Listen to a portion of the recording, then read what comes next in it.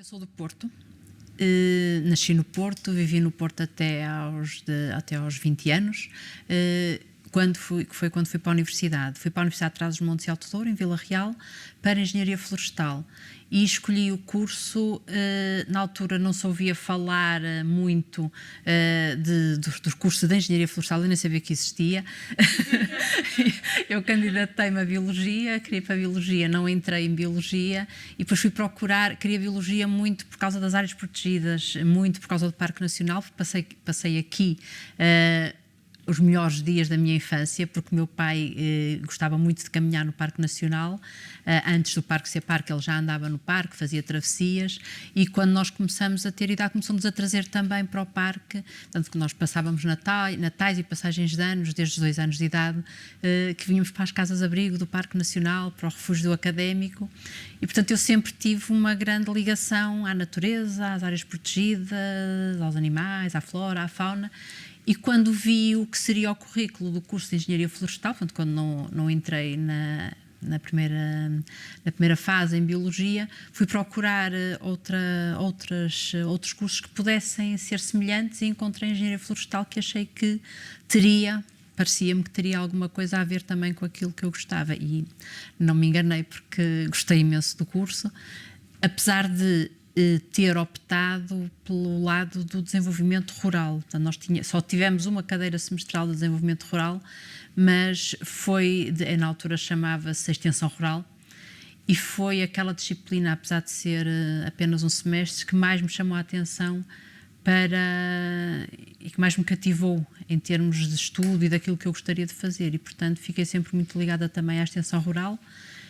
E depois acabei por vir trabalhar para a ADER Peneda Gerês em extensão rural, já não se chama assim, mas comecei a trabalhar com as populações, com o desenvolvimento de projetos com os agricultores, nos territórios de montanha, e portanto foi isso que comecei a fazer aqui no território do Parque Nacional já há 24 anos. A ADER existe desde 1993, eu entrei em 97, não entrei diretamente para um projeto de desenvolvimento rural, entrei como coordenadora de ações de formação profissional. Na altura, quando acabei o curso, não arranjei emprego e fui fazer um curso de técnicos de formação profissional durante 1 ano. E nesse curso tínhamos um estágio de 4 meses e tínhamos que escolher o local de estágio, e depois a fundação onde fizemos o curso contactaria as entidades. E eu escolhi outra vez todas as áreas protegidas, começando no Parque Nacional e depois fui para ali abaixo. Escolhi uma série de áreas protegidas onde gostaria de fazer o estágio de formação profissional, e o Parque Nacional na altura tinha 2 ações de formação que estavam a começar, que eram os guardas florestais auxiliares das associativas de caça e os guias rurais, para guias de média montanha. Então eu entrei e peguei nesses cursos e comecei a fazer a coordenação e todo o trabalho de formação nessas áreas. Depois, quando terminei esse estágio de 4 meses, convidaram-me para ficar aqui, aí sim já ligado ao projeto de desenvolvimento rural.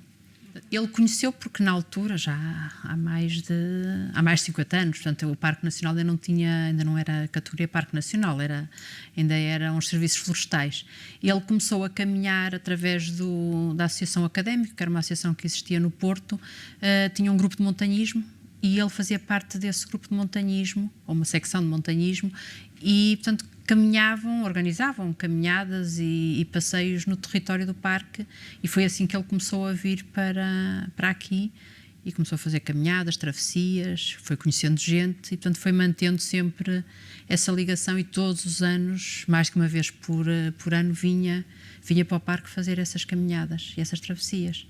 Depois começou-nos a trazer também, pronto, a mim e aos meus irmãos, depois outros amigos que entretanto eram filhos de amigos que ele foi fazendo também nas caminhadas que ia fazendo aqui no território, que conheceu, e começou-nos a trazer, e nós vinhamos para as casas-abrigo e pronto, e ficávamos por ali. As caminhadas mais pequeninas eles levavam-nos também, as grandes ficávamos na casa à espera que eles saíam de manhã e que chegassem ao fim do dia ou no dia seguinte, quando eram caminhadas de mais do que um dia. E foi assim. Nós éramos muito pequeninos e, portanto, desde tão pequeninos andarmos aqui, fazermos caminhadas, vermos as plantas, vermos as árvores, conhecermos os animais, tudo isso, claro que teve que influenciar, não é? Mal eu achava que viria trabalhar para o Parque Nacional da Peneda Gerês, não é? Portanto, realmente comecei e quando dei por ela estava aqui outra vez, pronto. Na universidade, aquilo que eu achei mais interessante foi o facto de nós podermos desenvolver projetos. Para desenvolver projetos, precisarmos das pessoas e termos que estar ligados à terra e ligados a quem está ligado à terra. E isso foi aquilo que mais me entusiasmou, que foi, eu não gostava da parte de produção florestal e entendi, quando tive aquela cadeira, percebi que aquele seria o caminho, que era, no fundo, motivar e incentivar as pessoas a desenvolverem projetos, a fazerem coisas através do seu conhecimento. Portanto, usando o próprio conhecimento delas, aprendendo com elas, levá-las a que elas fizessem mais, construíssem e pudessem aproveitar os recursos que tinham. Depois, quando comecei a trabalhar nessa área, foi no projeto Centro Rural Soares Lindoso, eu gosto muito do contacto com as pessoas, acho que é fundamental para que as coisas aconteçam e para fazer acontecer também, não é? Portanto, não somos nós técnicos, sozinhos não conseguimos fazer nada. E então, quando comecei a ir para o território, para Soares, para Lindoso, contactar com as pessoas, falar com elas, perceber quais eram as necessidades, o que é que fazia falta nas aldeias, o que é que elas queriam desenvolver, porque nós tínhamos que fazer um levantamento de necessidades, de que projetos é que iríamos fazer nesse centro rural. Todo esse trabalho é muito interessante, porque realmente as pessoas fazem parte do parque. Falando em concreto no Parque Nacional, quem reside aqui é um parque com residentes, que não é muito natural ver parques nacionais na Europa que tenham residentes. Este é um parque com residentes e que faz toda a diferença, é uma situação que faz toda a diferença. Estamos a trabalhar em prol da conservação da natureza, em prol da conservação e da biodiversidade, manter a biodiversidade, mas esse trabalho não pode ser feito sem termos em conta a atividade humana que existe no território. E isso é muito interessante. E depois ver que os pequenos passos que vamos dando e as pequenas coisas que vamos fazendo ao longo do tempo se transformam em grandes obras, pelo menos obras que nós agora olhamos para trás e percebemos que em 20 anos o parque mudou. Algumas das aldeias ficaram melhores, ficaram mais bonitas, as pessoas ficaram com outra qualidade de vida que não existia há 20 anos atrás e, portanto, tudo isso tem a ver com os projetos que vão sendo implementados, não só por nós, mas por outras associações que trabalham no território. E isso é muito interessante, né? No fundo, esta complementaridade dos trabalhos que todas as entidades vão fazendo e que se vão juntando e, portanto, vão crescendo e permitem olharmos hoje para o Parque Nacional e vermos que está diferente, para melhor. Nós, quando vinhamos para aqui, ficávamos nas aldeias, não é? As caminhadas que fazíamos passavam para as aldeias e, portanto, nós, parecendo que não, ao longo de todos os anos, eu andei por aqui até aos 15, 16 anos, até à nossa adolescência, né? Depois acabamos por ir para a universidade e por deixar de vir, mas durante esses anos todos o contacto com as pessoas, eu lembro-me, ainda tenho hoje essa memória, de passar nas aldeias e de nos cruzarmos com os residentes e de falar com eles e com os pastores e de alguns até nos darem água e comida, portanto toda esta relação que existe entre as pessoas e a boa convivência mesmo com os que eram de fora, com as pessoas que passavam, tudo isto se calhar me fez gostar ainda mais deste meio e de perceber estas relações que existem entre as pessoas. Quem trabalha em desenvolvimento rural, uma vez disseram uma coisa e que faz todo sentido, que é nós damos hoje um passo para a frente e amanhã damos 2 para trás. Hoje sentimos a melhor coisa do mundo, a melhor pessoa do mundo porque conseguimos resolver um problema e amanhã somos a pior pessoa do mundo porque prejudicamos com a nossa atuação, se calhar, o trabalho e a vida de algumas pessoas, ou seja, não é sempre complicado trabalhar no mundo rural, porque temos coisas boas e temos coisas más, e as coisas más passam precisamente pela desertificação humana, não é? Pelo despovoamento, por as pessoas não quererem voltar, não querem ficar na terra, percebemos que as pessoas querem, quando vão embora, não querem voltar, a maior parte delas, e isso percebe-se perfeitamente, porque não é fácil viver em territórios de montanha. E basta pensar o que é que nós queremos para os nossos filhos. E se me perguntassem se eu queria que um dos meus filhos ficasse a viver numa aldeia de montanha com as condições que tem lá hoje, provavelmente eu ia dizer que não é? Eles não moram lá. Mas não há condições, as condições não são muito boas, não é? Nós sabemos que não temos transportes, não temos serviços de proximidade, não temos imensas coisas que nos fazem falta e que nas vilas ou nas cidades temos à mão, não é? Então está tudo à mão. E, portanto, é natural que as pessoas também fujam desse modo de vida. E não precisam, nem sequer precisam já de viver com as condições que os pais ou os avós viviam. Portanto, não precisam de fazer as atividades agrícolas e de se dedicarem à pastorícia e de irem para a floresta como os pais e os avós precisavam. E, portanto, se conseguem ter melhores condições de vida, não vão querer ter uma condição de vida pior, não é? Ter uma vida mais dura. E, portanto, também há esse senão, que é bonito estar e ver as aldeias recuperadas, é bom percebermos que criamos as melhores condições de vida para quem ainda está nas aldeias, mas também se percebe que as aldeias estão cada vez mais despovoadas.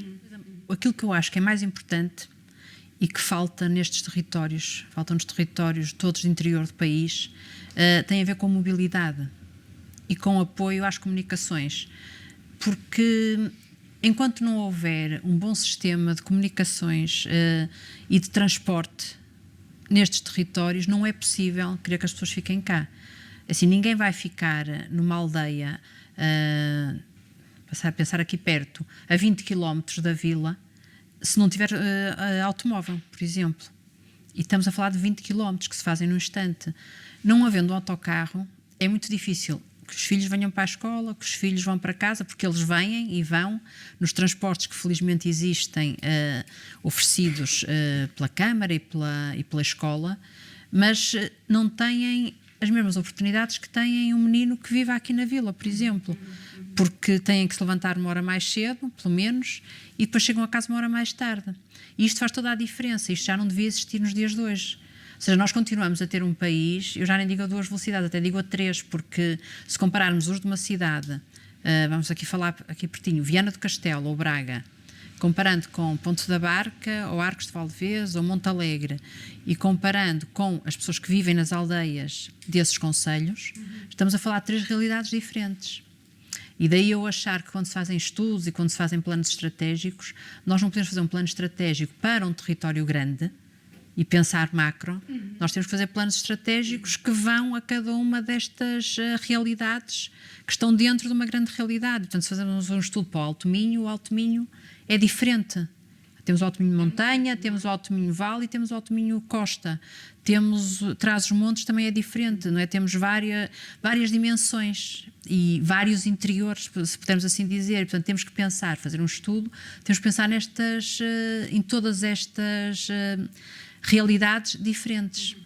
E daí eu dizer que a mobilidade é um dos fatores mais importantes e que resolveria, eu digo, mais de 50% dos problemas do mundo rural e do interior do país. Porque se nós vemos a aposta, ainda agora com o PRR, a aposta que se está a fazer nas grandes cidades na melhoria dos transportes públicos e das linhas de metro, por exemplo, é assim, se é tão importante melhorar as acessibilidades de quem mora numa cidade e nos arredores, porque é fundamental para garantir emprego, boa qualidade de vida e boa proximidade em termos de trabalho e vida familiar, como é que isso também não é pensado para o interior do país? É tão simples quanto isso. Eu estou aqui em Ponta Barca, pago impostos, pago o metro do Porto. Os meus impostos pagam o metro do Porto. Então, por que não pensarmos também num bom sistema de mobilidade que vai dar prejuízo, como dá também o metro do Porto e o metro de Lisboa, mas que dá condições de vida às pessoas. Portanto, as pessoas já não conseguem viver sem isso. Não é? Portanto, no Porto, o metro está a crescer, está a expandir, não parou. E tem que expandir precisamente porque cada vez há mais sítios a necessitar daquele meio de transporte. Então, por que não, ou para quando, também uma boa cadeia de transportes públicos para o interior do país? E eu penso que só assim é que se vai resolver o problema da fixação de pessoas no interior do país. Só quando houver uma boa rede de transportes públicos. Não é admissível que eu queira ir, eu ou os meus filhos queiram ir daqui de Ponta Barca a Arcos de Valdevez, que são 7 km, que numa cidade se fazem num instantinho, transporte público, de táxi, seja como for, e aqui ser preciso um carro para os levar.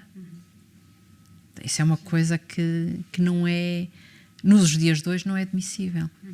E daí depois aparecerem aquelas questões que também são muito faladas, como é que é possível nas vilas do interior haver uma piscina em cada vila. Claro que é possível e tem que ser assim. Infelizmente tem que ser assim, porque se eu quero que os meus filhos andem na piscina, tem que ser aqui em Ponta Barca. Mas há uma piscina muito boa também em Arcos de Valdevez. Podiam juntar? Pois podiam, e quem é que os vem cá buscar? E quem é que os vem trazer? A eles e às outras dezenas de miúdos que querem andar na piscina. E, portanto, quando se fala nessas agregação de serviços, vamos criar um serviço único, tem que se pensar que para criar um serviço único numa determinada vila, as outras vilas têm que ter a capacidade e a possibilidade de pegarem nas pessoas que lá vivem e levá-las a esse serviço. E, portanto, acho que é um bocado de conversa quando se diz que bastava uma piscina, uma biblioteca, um centro de saúde. É conversa, não é? Porque já assim é difícil.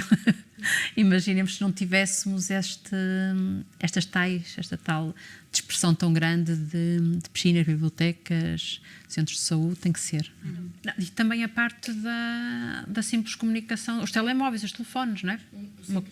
Uma coisa tão básica quanto isso, que agora já se começa a falar e que faz todo sentido, que é, e que muitos políticos já referem, que é a começar o 5G. Ele tem que começar aqui nestes sítios de interior e não nas cidades. Porque nas cidades já tem o 4G, já funciona perfeitamente. Portanto, então, se vamos começar com uma nova rede de comunicações, essa nova rede que começa então daqui para lá, não é que seja feito ao contrário.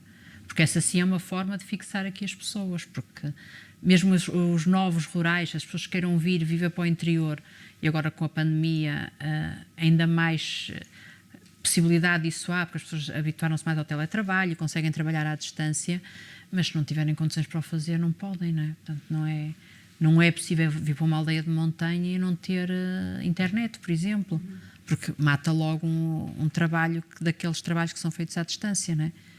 E, portanto, isso afasta logo as pessoas. Elas podem tentar vir, mas ao fim do mês percebem que não conseguem trabalhar, vão-se embora. Se calhar nem tanto. Relativamente à paisagem, não noto diferenças em termos da paisagem em si, olhando, portanto, uma pessoa olha, se olhar para a Serra Amarela, continua a ser a Serra Amarela que eu vi há 40 anos atrás. Quando vamos para o Planalto da Mourela, em Montalegre, está na mesma, ou seja, em termos de paisagem em geral está na mesma. O que se nota que melhorou bastante são os acessos, as acessibilidades, os caminhos. Portanto, há mais estradas alcatroadas, há mais acesso às aldeias que não havia de antes. Aliás, nós para chegarmos do Porto aqui não havia autoestrada, nem havia, era só a estrada nacional, portanto demorávamos horas a chegar cá, não é? Agora chega-se aqui numa hora.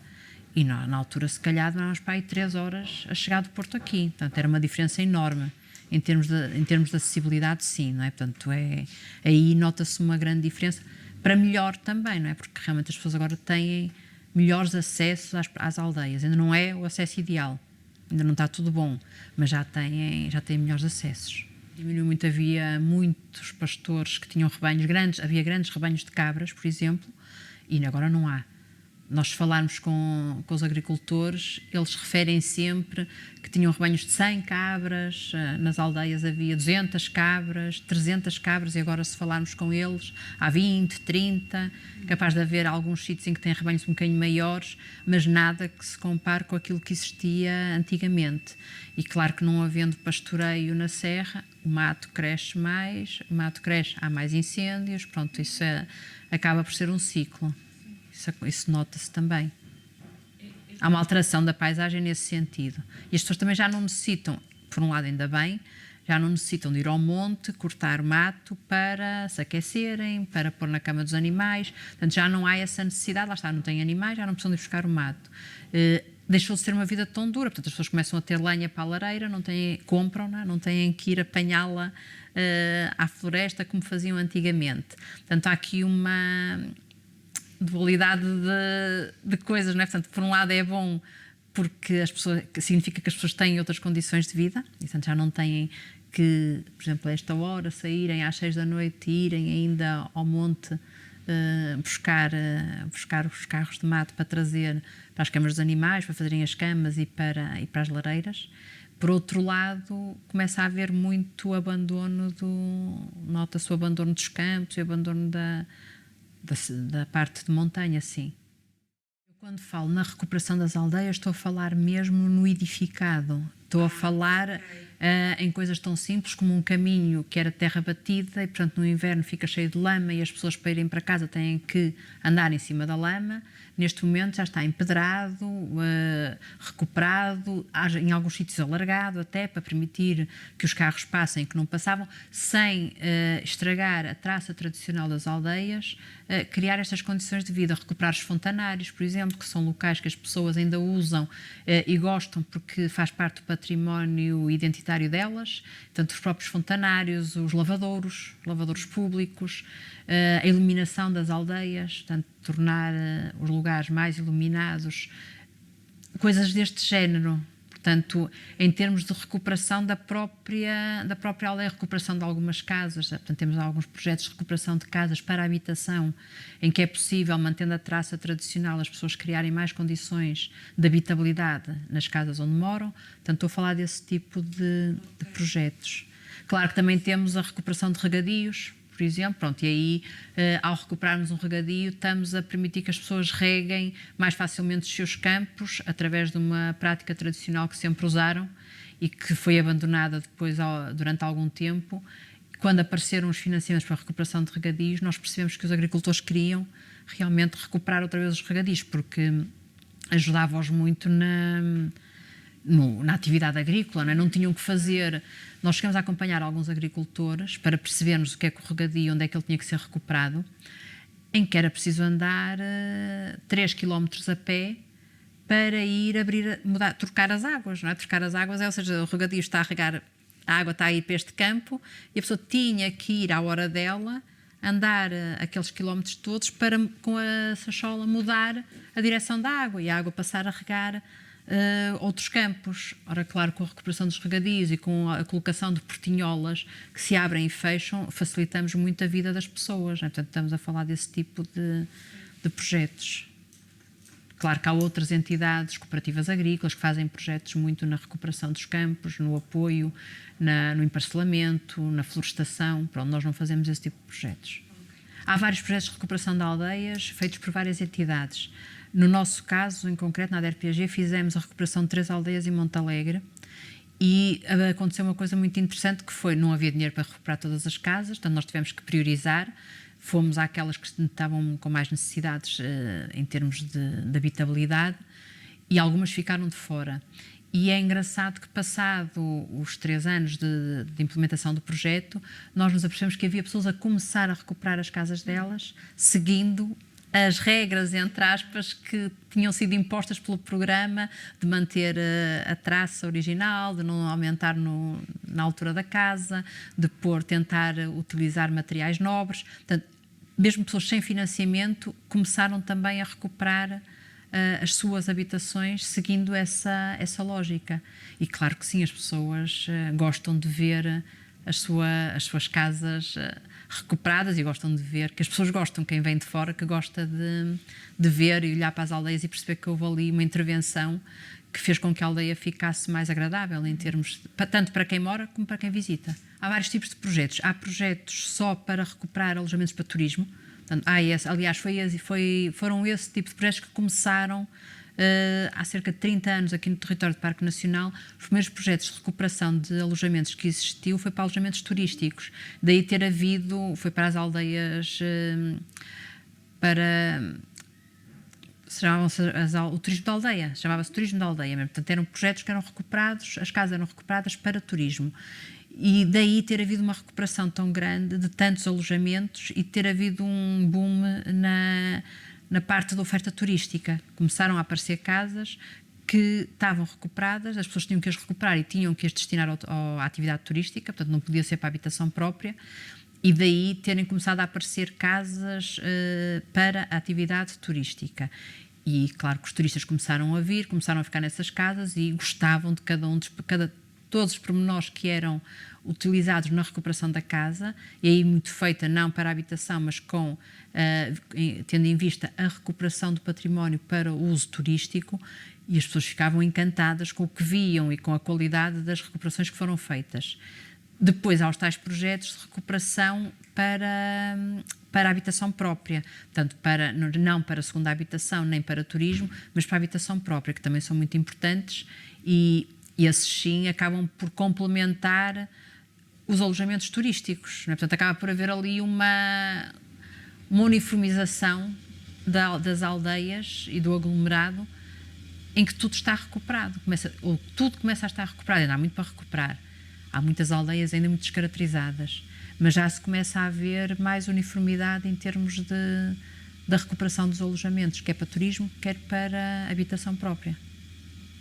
E claro que o turista gosta, não é? O turista, quando chega, gosta também de ver. Agora, o que nós costumamos dizer sempre nós não podemos querer que o turista se sinta bem antes da pessoa que reside na aldeia se sinta bem, não é? Portanto, primeiro o residente tem que se sentir bem e tem que ter a tal qualidade de vida para poder receber bem quem chega e para se sentir bem e para que depois quem venha também perceba que o ambiente é bom e que as pessoas vivem bem, não é? Porque aldeias para turistas, sim, não.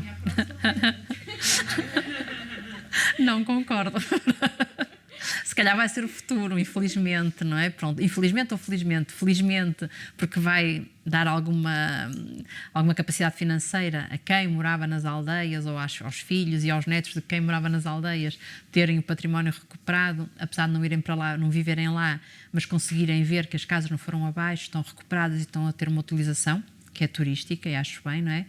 Infelizmente, se só for isso, não é? Portanto, se desaparecer a parte da convivência com os residentes e com a comunidade local. Há pessoas que dão continuidade às atividades que os avós tinham e aproveitaram o turismo como uma fonte de rendimento e, portanto, é uma atividade que eles hoje têm, ao contrário até dos pais e avós, que era complementar à atividade profissional que eles tinham, optaram por se dedicar exclusivamente ao turismo. E, portanto, há pessoas que vieram viver para o território do Parque Nacional, dedicaram-se à atividade turística e vivem exclusivamente disso, e com alojamentos de grande qualidade, restaurantes de grande qualidade, porque é a vida delas. Portanto, fazem aquilo e vivem daquilo.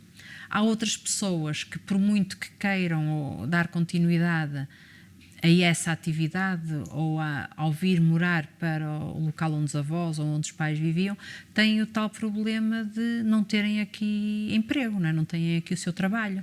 E, portanto, como não têm aqui o seu trabalho, têm que ir trabalhar para fora e depois têm os filhos fora e depois tudo é fora, não é? Já para não falar na parte da imigração.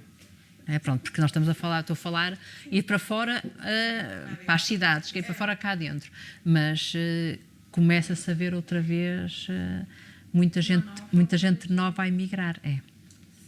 Pessoas já com outras qualificações, portanto, não como foi nos anos 60, pessoas com qualificações, licenciadas e que vão trabalhar para fora e depois ficam por fora. O que não é mau. Eu acho que não é mau, é sempre porque nós vivemos num mundo global, não é?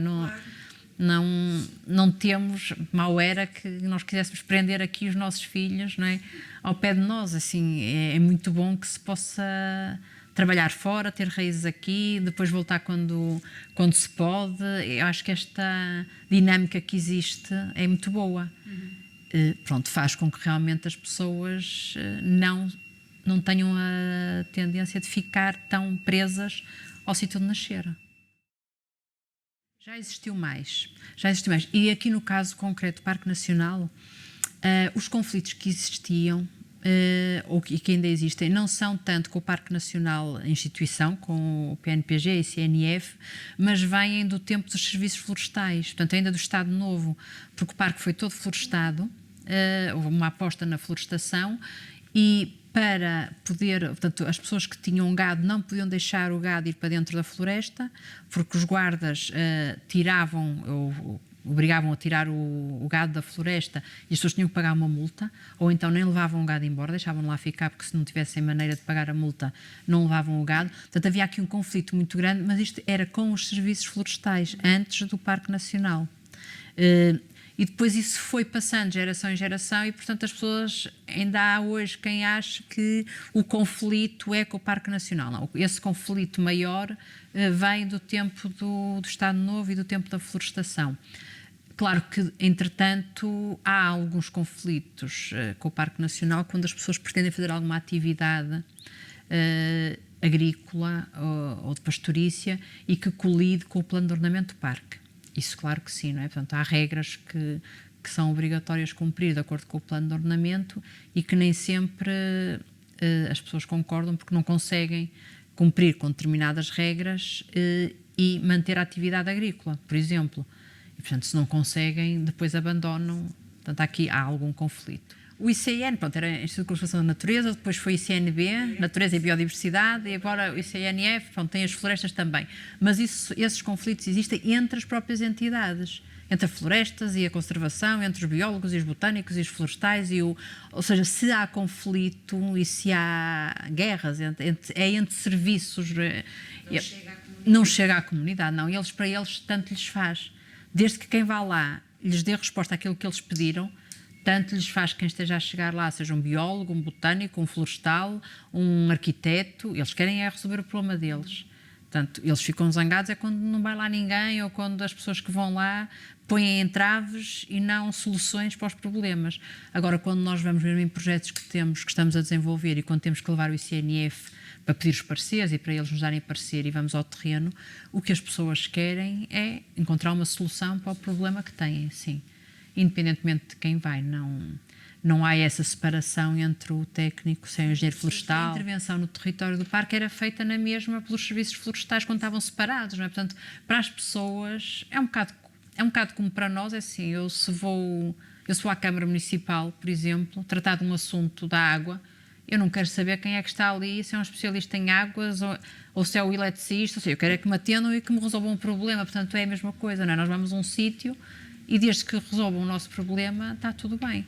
Depois o que está por trás não interessa. As pessoas quando lhes perguntam se gostam de viver no parque, a maior parte diz que sim. Porque as pessoas gostam de viver na terra delas. E, portanto, se aquilo não fosse parque, elas iam dizer a mesma que sim. Essa pergunta é assim uma pergunta que nós fazemos porque lá está, porque sabemos que existe o Parque Nacional. E a tendência é sempre essa, não é? Gosta de viver no parque? Gosto. Porque eu gosto de viver aqui, não é? E é por isso que as pessoas dizem que sim. Ou seja, depois nós tentamos perceber se há conflitos com algumas regras, aí estamos a chamar a atenção das pessoas para outra coisa, estamos a perguntar se têm dificuldades em resolver problemas pelo facto de estarem dentro do Parque Nacional, se acham que era melhor se estivessem fora, mas as pessoas não têm essa percepção. As pessoas vivem ali e querem os problemas delas resolvidas, independentemente de ser dentro do parque ou fora. Porque quando nós até lhes explicamos que se formos comparar uma vila ou uma aldeia que esteja dentro do Parque Nacional e uma aldeia fora do Parque Nacional, tem muito mais apoio de uma aldeia dentro do Parque Nacional. Porque é muito mais fácil fazer candidaturas para uma área protegida. Portanto, temos logo, não é? Além do território de baixa densidade, é uma área protegida em que tem... Então, se nós conseguirmos complementar bem a parte da conservação da natureza, a biodiversidade e bem-estar das pessoas, é fácil construir um projeto que dê resposta a tudo. Portanto, é mais fácil criar boas condições para quem está dentro de uma área protegida do que para quem está fora. Nesse sentido, as pessoas saem sempre a ganhar. Claro que depois vêm essas questões de mas eu não posso construir um barracão para o gado com as dimensões que quero, eu não posso ter um apiário da forma que quero, eu não posso ter o número de vacas que quero porque estou dentro do território do parque, mas isso tem a ver com as regras comunitárias, com as regras nacionais que existem em todas as áreas protegidas, não é só no Parque Nacional. É o que nós tentamos sempre explicar às pessoas. São regras que são extensivas a todas as áreas protegidas do país. E aqui o que se tenta fazer, e agora com a cogestão do Parque Nacional, com a reserva da biosfera, com estes programas e projetos que vão aparecendo, é, ao pôr as pessoas sentadas à mesa a discutir os mesmos problemas, e estamos a falar de câmaras municipais, dirigentes do parque, pessoas das ONGs, pessoas das associações, pessoas que trabalham na área de turismo, esta gente toda a discutir o mesmo problema, claro que é mais fácil chamar a atenção para determinadas coisas e se calhar até resolvê-las. A Direção Regional da Agricultura, que também está, portanto é uma área muito agrícola, com muita parte silvopastoril, portanto também é importante discutir isso, porque as regras são feitas pelas entidades do governo. Portanto, se nós conseguirmos demonstrar que há regras ou que há leis que podem ser alteradas sem prejudicar em nada a conservação da natureza e a preservação da área protegida, isso é bom. Portanto, esses grupos de trabalho, no meu entender, são bons para isso. Aliás, para mim só são bons para isso. Porque o que nos interessa é realmente poder dar tal coisa, andar mais um bocadinho, fazer acontecer mais qualquer coisa, não é? Agora, se ficar tudo na mesma e se a regra é aquela e se está assim no plano de ordenamento e não se pode mudar, ou tem que haver um motivo muito forte para não mudar, ou então não estamos aqui a fazer nada, porque as coisas existem para serem alteradas, não é? Para irem evoluindo. E uma das questões é essa, vocês vão fazer entrevistas a mais pessoas e até do parque. Quem for produtor de gado tem muito essa questão, não é? De não poder ter o número de cabeças de gado que quer, porque não pode ter um barracão, a dimensão do barracão não se adequa à quantidade de cabeças de gado que ele quer ter. Isso é verdade, porque antigamente era de uma forma e agora as pessoas já têm tratores, já têm que meter dentro desses barracões os tratores, só o trator ocupa quase o lugar do gado, não é? Portanto, e ainda há aquela ideia antiga que as pessoas ainda andam com enxada e que vão ao campo e que trazem o ancinho e metem dentro do barracão. Completamente errado, não é? Portanto, há agricultores já muito grandes, já há agricultores... Então sente que ainda assim ainda há falta de diálogo, de espaço de diálogo? O diálogo existe, eu acho é que falta dar voz a várias pessoas no mesmo local. Ou seja, estarem através das reuniões participativas. As reuniões com as populações são muito importantes. São difíceis e dão muito trabalho. Mas o ir ao terreno é fundamental. Não adianta nada nós estarmos aqui a falar, temos 10 reuniões, por exemplo, aqui na ADER, se não formos depois ao terreno e transmitir às pessoas as coisas, o que foi decidido aqui, o que foi conversado aqui. E, portanto, é importante nós irmos, é tal extensão rural que acabou e que é fundamental para que as coisas... às vezes há mal-entendidos porque as pessoas nem sequer têm a quem perguntar como é que se faz, ou não tem ninguém que lhes vá lá e que lhes explique, é assim, olha, a regra é esta, afinal até pode fazer isto aqui. E a pessoa se calhar andou 5 anos a achar que não podia fazer. A extensão rural acabou há muitos anos. Acabou há muitos anos, não é? Foi uma falha terrível, sim. Então sente que de alguma forma se recuou? Sim, sim. No apoio ao mundo rural, sim. Portanto, deixou de haver... passou a haver gabinetes de apoio. Todas as câmaras têm gabinetes de apoio, há muitas empresas de consultoria que dão apoio, há muitas associações que dão apoio, mas a pessoa é que tem que se deslocar a esses locais, não é? Deixou de haver o ir ao terreno. E agora volta a haver.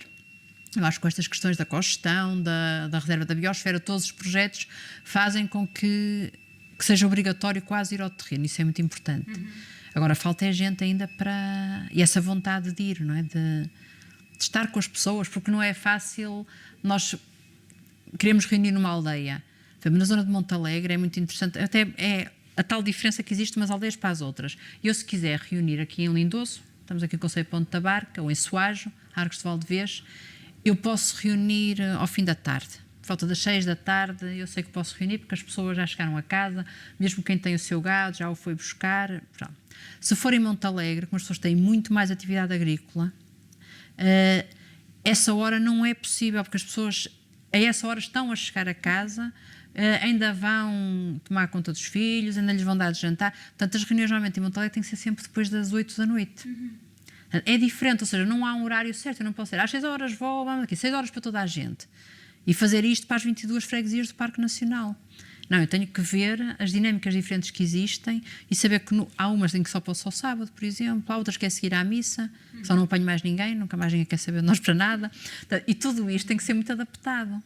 caso a caso, aldeia a aldeia, não é pessoa a pessoa, porque também as pessoas têm que se sujeitar também a algumas coisas, mas têm que ser muito adaptado. E isso é difícil de fazer, porque não é cómodo.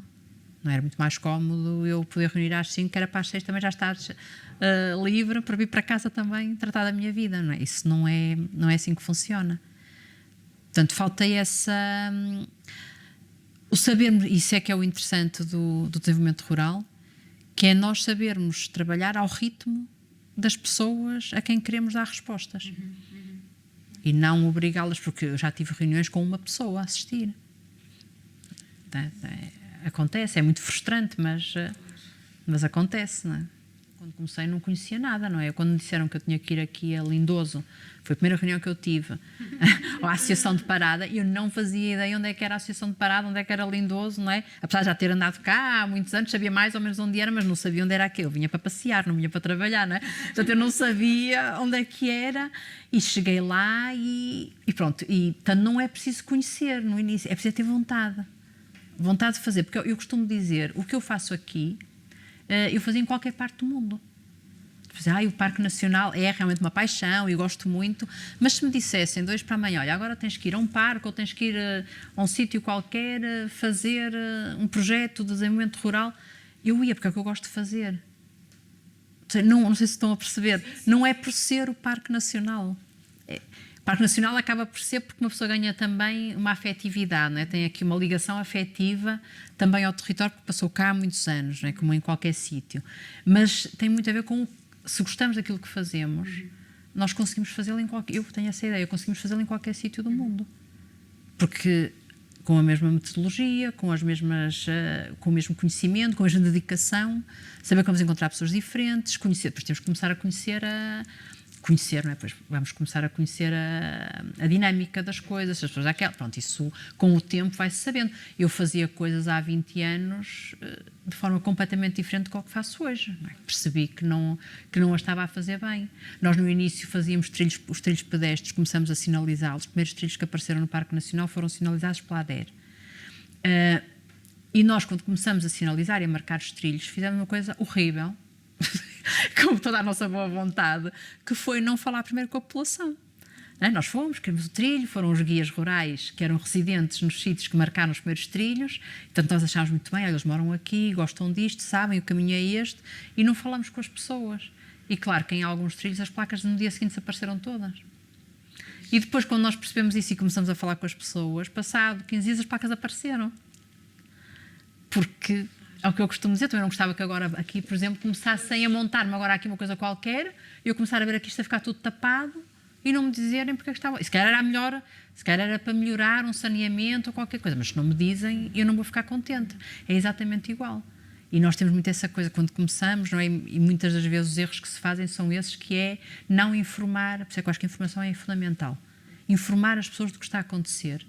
Nós, com o Plano Piloto do Parque Nacional, uma das ações que pedimos para ser integrada no Plano Piloto foi precisamente a de sensibilização e informação às populações, que é explicar o que está a acontecer no parque. Para as pessoas saberem que aquele projeto, aquilo são não sei quantos milhões e são não sei quantos projetos, mas para as pessoas saberem, se anda lá uma máquina a escavar, o que é que ela vai fazer? Se andam lá engenheiros, o que é que eles andam ali a fazer? Isso faz toda a diferença. Do que ao contrário, não é? Que é chegar, meter uma sebe, uma rede, e no dia seguinte a rede está toda cortada e destruída, porque as pessoas querem que o gado passe e ninguém lhes explicou para que é que aquela rede está ali e tiram-na. E isto aprende-se, não é? Portanto, fizemos muitos erros e eu tenho noção, e claro, continuo a fazer, acho que todos os dias aprendemos, não é? Mas, e claro, depois vamos tendo formações e vamos... se quisermos, não é? Vamos sempre andando a ouvir outras pessoas, é muito importante participar em seminários, em congressos, ouvir outras experiências de outras reservas, de outras áreas protegidas, coisas como é que vai funcionar ali assim, se calhar é uma boa ideia para aqui. Tudo isso é muito importante, não ficarmos no meu parque é mais bonito do mundo, isto aqui é... não vale a pena conhecer mais nenhum, porque este aqui é espetacular, não é? Não, às vezes vemos coisas e pensamos, caramba, afinal... se funciona ali, vamos tentar que funcione aqui, não é? Também temos muitos projetos de parceria. A ADER-PG tem muitos projetos transnacionais, com outros países, com outras realidades, em várias áreas, e isso é muito importante para nós também, não é? Que é para para crescermos, sim. O parque é reserva desde 2009. E se formos hoje ao Parque Nacional e perguntarmos às pessoas, primeiro sabem que o parque é uma reserva, elas não sabem. Se sabem o que é uma reserva da biosfera, elas não sabem. Portanto, falta aqui ainda muito caminho. Porque acho que ainda estamos naquele processo das instituições. As instituições trabalharam, estão a trabalhar. Nós trabalhamos conjuntamente com o Parque Nacional no plano de ação, portanto, juntamos os municípios, fazemos a recolha de todos os projetos que eles entendem que é importante para o plano de ação da Reserva da Biosfera, que foi um passo importante, porque antes o plano de ação era só ICNF e Xurés, e depois os municípios perceberam que também queriam ter uma palavra a dizer dentro do que era um plano de ação da Reserva, e parecendo que não, isso fez com que as coisas evoluíssem um bocadinho. Desde essa altura temos sempre projetos transfronteiriços, projetos Interreg, em que o papel da ADER é precisamente a parte da promoção, divulgação e sensibilização, mas ainda não temos ações dirigidas às populações, de informação sobre a reserva, não há ainda esse tipo de ações. Quais é que são realmente os projetos de sensibilização e de promoção que têm? É mais para o exterior. Em termos de produtos locais, o que é que existe, a gastronomia, o território, ir a feiras e mostrar o que existe, que há uma reserva da biosfera, o que é que se faz aqui dentro, filmes promocionais também do território, não ações dirigidas unicamente para as populações. Falta isso agora. Eu acho que está na altura de começar a envolver as pessoas. A dificuldade é, nós estamos sempre a chatear, entre aspas, as pessoas. Não é? Temos um projeto, vamos lá e informamos. Temos agora uma reserva, vamos lá e vamos comunicar. Agora não vai ser reserva, agora vamos falar de outra coisa qualquer. E as pessoas estão fartas de nós. Há alturas em que, lá vem estes, não é? Mais um projeto, mais uma... Já estão fartos de nos ouvir. Depois alguns falham, outros... E, portanto, as pessoas também já sabem, mais um que vai falhar, isto não interessa nada. E, portanto, também há...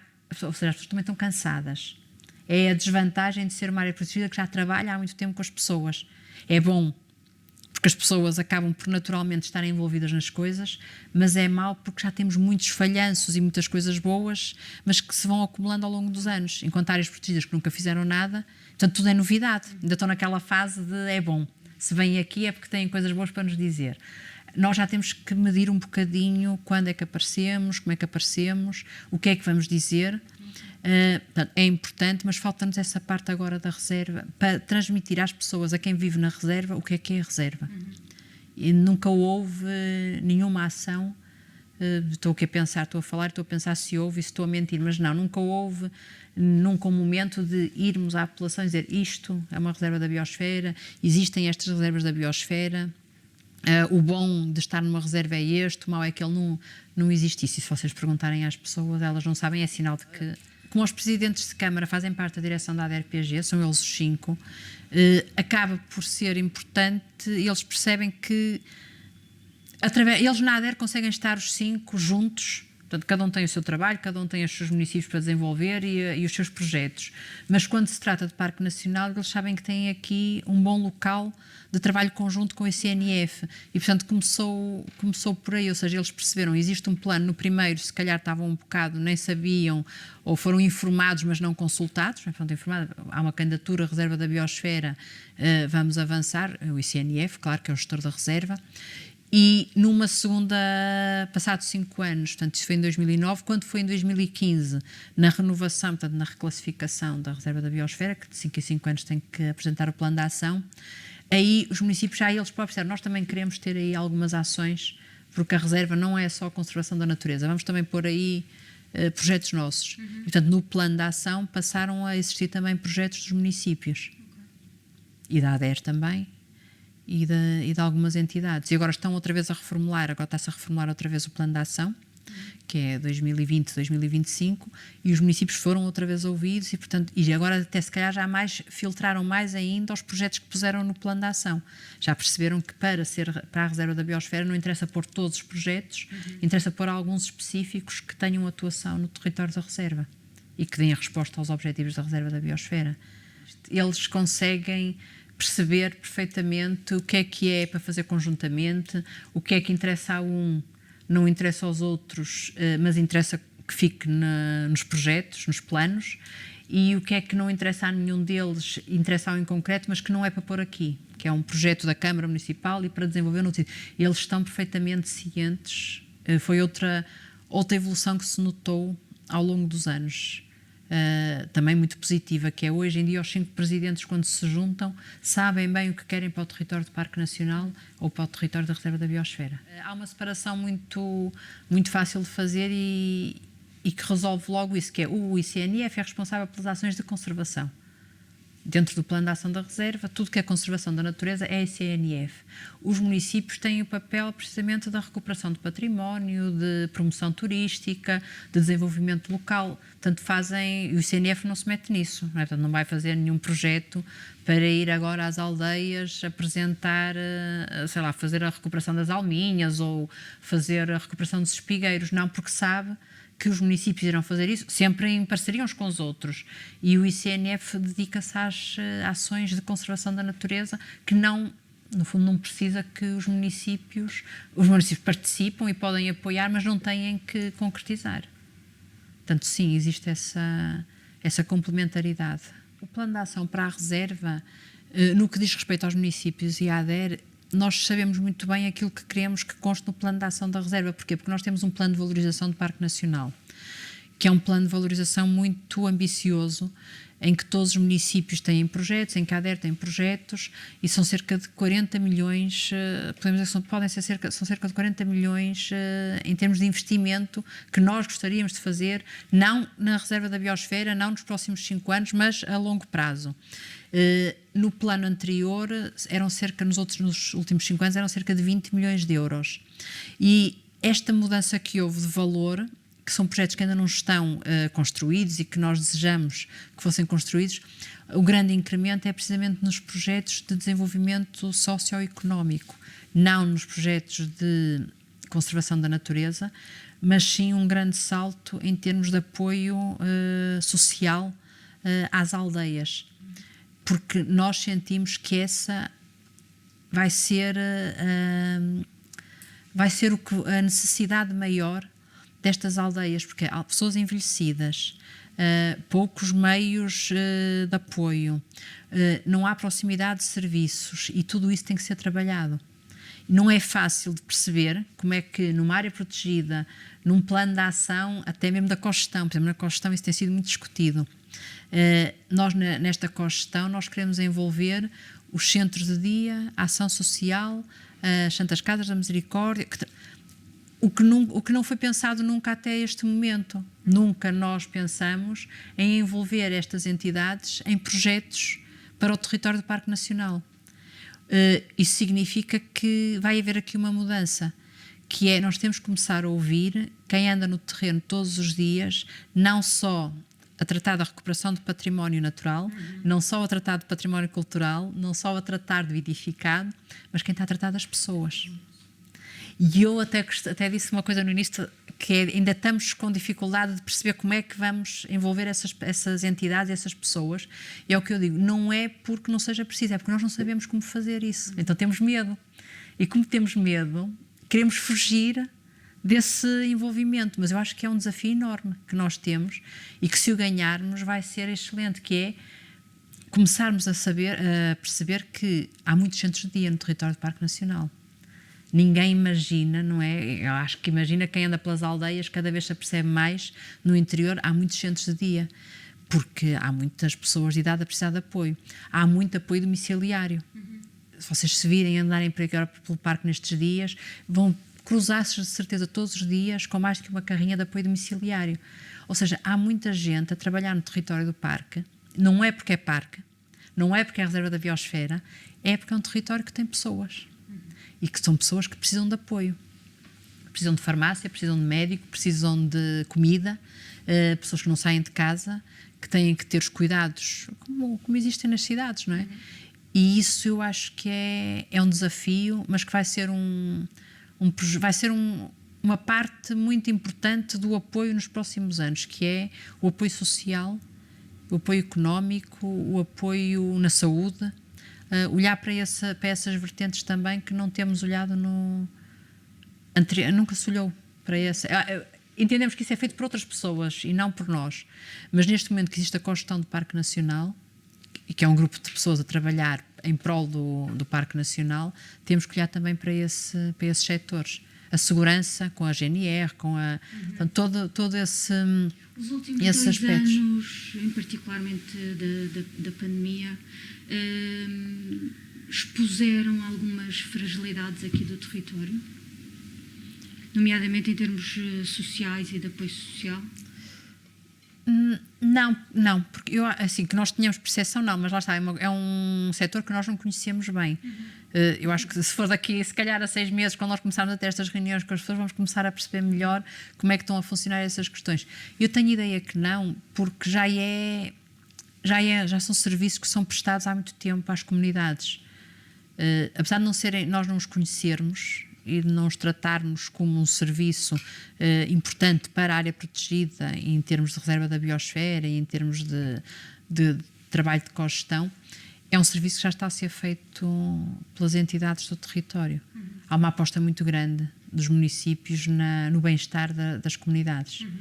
E é por isso que eu acho que essa aposta deles tem que ser tida em conta quando falamos na área protegida. Antes era só plantas e animais.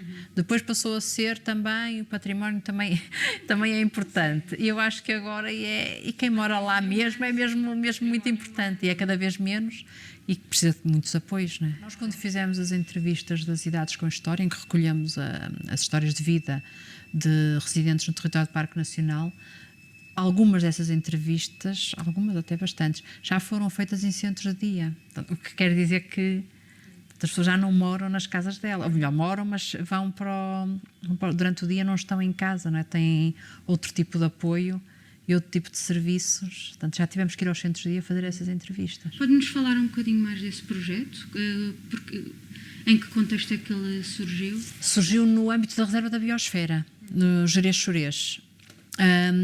Nós decidimos fazer, por nossa proposta aos galegos, e eles concordaram, decidimos que era importante fazer um registro das memórias das pessoas para que não se perca essa memória, não é? Das histórias, porque percebemos que há muita coisa que aconteceu no passado muito recente do Parque Nacional que se está a perder porque as pessoas estão a morrer e não estão a deixar registros dessas histórias, do que é que faziam, de coisas tão simples como fazer o pão, ou moer o milho, ou fiar o linho, pronto, essas histórias, essas tradições, esses usos e costumes. E então decidimos fazer a recolha das histórias das pessoas do Parque Nacional. No fundo é a história do parque, mas contada pelas pessoas. E fizemos no nosso território, fizemos cerca de 50 entrevistas, 10 em cada um dos concelhos, e os galegos fizeram cerca de 60, também eles têm 6 concelhos, 10 em cada concelho. E pronto, fizemos as entrevistas, conversamos com as pessoas, trouxemos a informação, registamos em filme e transpusemos para escrito, transcrevemos as entrevistas todas, as conversas, não foram entrevistas, foram conversas. Transcrevemos todas para estar na terceira pessoa e tem alguns excertos na primeira pessoa, coisas que as pessoas disseram. E temos as fotografias da pessoa, temos a história e depois temos alguns artefactos, coisas que as pessoas nos mostravam que tinham. E está assim. Temos esse livro. Está a ser terminado esse livro. Os galegos já terminaram a deles, até acho que já está publicada na página da Reserva da Biosfera. E nós estamos agora a ultimar o nosso em termos... Estou a fazer a correção dos textos outra vez. A ler tudo outra vez, que é para ver se está tudo direitinho para podermos editar o livro.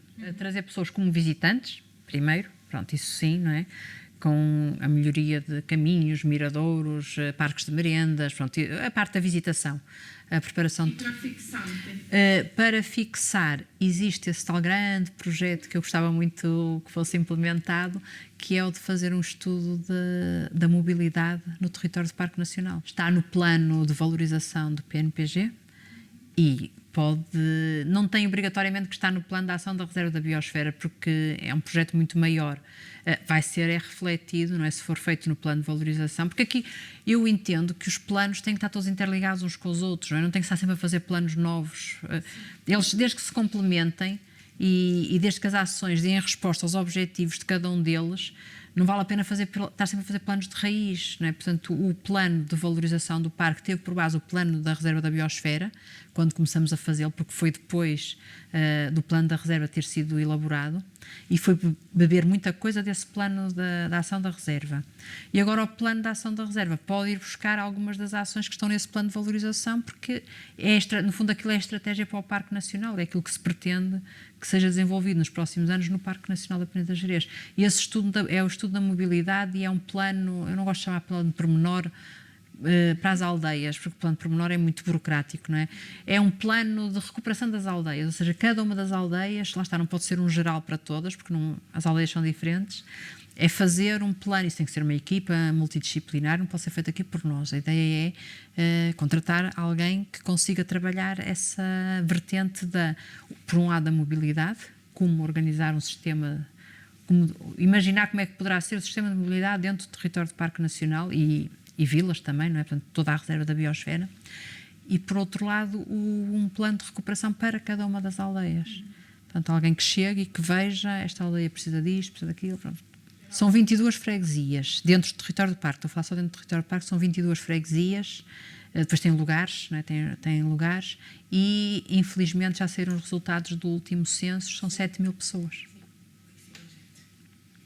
Eram 9.000 e qualquer coisa há 10 anos atrás. Não chegava às 10.000, mas agora são 7.000. Eu não sei o que é que se vai fazer para mudar isto, não é? Porque isto depois é assim em todo o país, não é? Não é só... Lá está. Não é por ser Parque Nacional que isto está a acontecer, não é? Isto é uma situação... Nós, neste caso, estamos a falar do Parque Nacional. Agora, como é que se faz, não é? Se é que se faz alguma coisa, se vale a pena fazer ou se isto vai continuar a ser assim.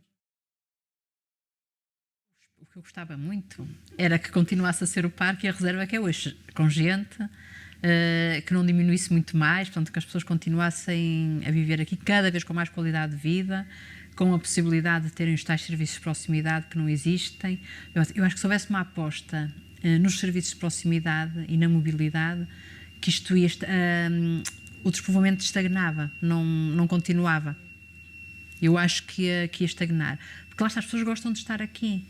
E se estes problemas fossem todos, não digo todos resolvidos, mas muitos deles fossem resolvidos, mais as pessoas ficavam, não é? Portanto, não é diferente estar aqui ou estar em Braga.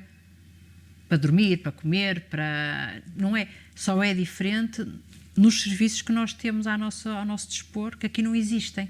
Ou então que não estão muito próximos. Porque nós rapidamente podemos chegar a Braga se tivermos um transporte. Eu não precisava de ir buscar a minha filha, se ela tivesse um autocarro que viesse e que fosse. Claro. Não é? Eu não tinha que me preocupar em sair às 7, porque ela sai às 8, para estar aqui às 9 da noite. Não, era um autocarro, resolvia o problema, mas não há. Não há nada, não é? Não, acaba por... Eu acho que se houvesse esses serviços todos, o Parque Nacional e a Reserva da Biosfera iam ser um sítio ótimo para... Continuavam a ser, porque eu acho que já é um sítio bom para viver, mas continuava a ser um sítio bom para viver, as pessoas não queriam fugir daqui. As pessoas que saem não é porque são contra o parque, não é porque são contra a reserva, não é porque não gostam disto, é porque vão à procura de melhor, sim. Perguntando-me o que é a Reserva da Biosfera para mim. É uma oportunidade. É uma oportunidade porque, sendo não é um selo, mas sendo uma marca, as marcas trazem sempre vantagens. Aquilo que eu dizia há bocado, não é? Seja o que for, traz sempre alguma vantagem. Como para os projetos, não é? São mais fáceis de aprovar projetos para dentro do Parque Nacional, é protegida por fora. Também uma reserva da biosfera tem muito mais vantagens de se apropriar de investimentos, de bens, de produzir coisas novas, por ser reserva da biosfera, seja é bem aproveitado enquanto tal. Ser reserva da biosfera só para ter um carimbo, não serve para nada. Agora, se a reserva da biosfera for buscar a ligação das comunidades ao ambiente, a ligação às pessoas, as atividades económicas, os usos, os costumes, e juntar isto tudo, só pode ser uma coisa boa. Nesse aspecto, só pode ser uma coisa boa. Portanto, ainda bem que existe uma reserva da biosfera, e aqui esta tem uma vantagem que eu acho uma coisa excelente, que é ser transfronteiriça. Quando nós pensamos, o Parque Nacional é bom, Ser reserva da biosfera é uma coisa, não é? Estamos aqui num território de excelência, não é? Uma reserva da biosfera é um território de excelência que nos traz muitas oportunidades. Mas o ser transfronteiriça, eu penso sempre, estou a olhar para ali, que aquela coisa que diz Parque Nacional, 5 municípios, um destino. E eu às vezes digo, eu gostava muito de um dia poder dizer reserva da biosfera, 11 municípios, um destino. 2 países, 11 municípios, um destino. Porque esta reserva tem ainda mais essa grande vantagem, que é ser transfronteiriça. Estão 2 países aqui que podem trocar usos, costumes, saberes, práticas, experiências. Nós conseguimos perceber nas idades com a história que eles falavam sempre dos vizinhos. Os galegos falavam sempre, muitos dos portugueses, mais até os galegos dos portugueses, que os portugueses dos galegos. Mas havia sempre alguma história em que eles referiam os portugueses. Portanto, são mesmo vizinhos, são mesmo... Há uma ligação muito forte entre os galegos, entre a Galiza e aqui esta zona de Portugal. E isso é excelente, não é? Para quem visita é ótimo, não é? Conseguir visitar 2 países assim, e estar numa reserva da biosfera transfronteiriça é uma coisa que não há muito. E tão próximo, não é? Porque nós, num instante, aqui estamos a meia hora do mar, ainda por cima, não é? Portanto, somos uma reserva, assim, uma coisa... Um território de montanha, um parque nacional, a meia hora do mar, não há muito. Em todo lado. Isto é da montanha ao mar, nós temos um filme que é da montanha ao mar que retrata isto perfeitamente, não é? Que é nós, num instantinho, conseguimos estar a fazer surf em Viana e estamos... em montanha, em alta montanha, a fazer, ou baixa montanha, que aqui não há média montanha, a fazer uma escalada ou a fazer uma caminhada, e depois tão depressa estamos num mundo completamente selvagem, que não cruzamos com ninguém, como se descermos, andarmos 20 minutos a pé, estamos no meio de uma aldeia, com pessoas, com atividades, genuína, não é? Não são atividades fictícias, porque já há aldeias dentro de parques nacionais que são aldeias museus, não é? Que as pessoas vão lá, representam durante o dia para o turista e depois ao fim do dia vão-se embora e acabou aquela... Aqui não, aqui é genuíno, as pessoas ainda moram cá, ainda vivem ali. Se estão a cavar batatas, é porque estão a cavar batatas, não é para o turista ver. Se estão a fazer vinho, é porque estão a fazer vinho. Existe isso. Por isso, ser reserva da biosfera, com estas características, eu acho que a reserva é que devia estar contente por ter esta gente... por ter estas pessoas. Se a reserva pudesse falar, era uma pergunta para fazer à reserva. Porque eu acho que é um bocado isso, não é? Isto é a reserva da biosfera por ser o território que é, ter as pessoas que tem e por ter estas dinâmicas todas de desenvolvimento e de integração.